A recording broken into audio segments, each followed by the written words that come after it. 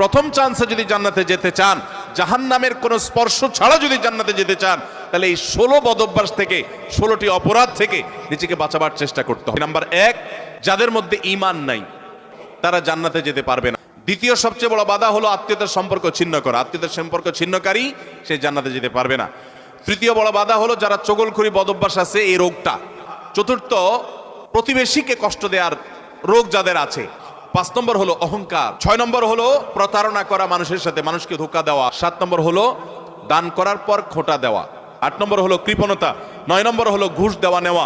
10 নম্বর হলো মা বাবার নাফরমানি করা, মা বাবার অবাধ্য হওয়া, মা বাবার অসম্মান করা। 11 নম্বর হলো মাদক আসক্ত হওয়া।